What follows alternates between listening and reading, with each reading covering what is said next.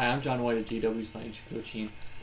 I want to start something new today and try to implement some video into the podcasts and blogs I do weekly on the website. And I want to do this first one over gas prices. And the reason why is I was out filling my gas tank up this weekend, and it was weird because I was low on gas, but when I filled up, it was around $48 just to fill up my gas tank. And I don't. If you're like me, when it costs you $48 to fill up a gas tank, but it's usually can cost around $30, $35, you get some sticker shock, right? I think we all do. When it goes over that magic mark of over $40, it keeps going, and you're like, oh my goodness, kind of get that lump in your throat.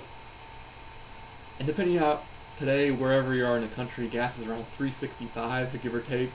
I don't know what it could do today. It could go up 15 cents a gallon. Who knows?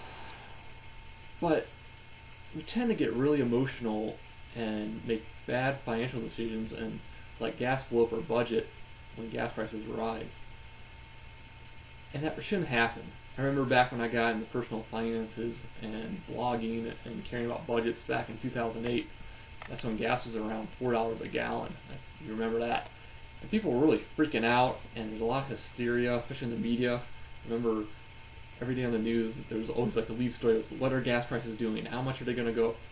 What's the average price per gallon around the country? And people were just making bad financial decisions, like making excuses to buy bikes, that they were motorcycles on payments, that just to save gas, and getting rid of paid-for vehicles that were gas colors just so they could save money by buying getting a payment on a new car to save money on gas when you're driving the new car and it's depreciating like crazy.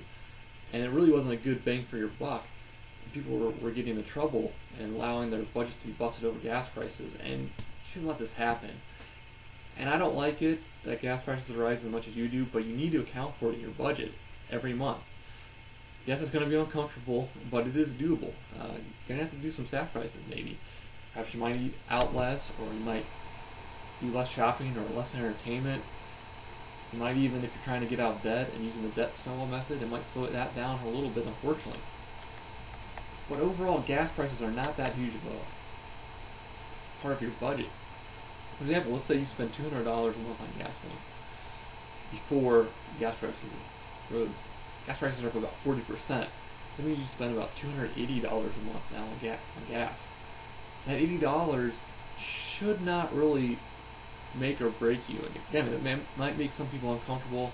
You might have to sacrifice some things, but it shouldn't give you an excuse to go into credit card debt or to slow down that payment or stop saving for retirement. You shouldn't do those things. And so what I recommend is not getting hysterical and not making bad financial decisions. It should not break you.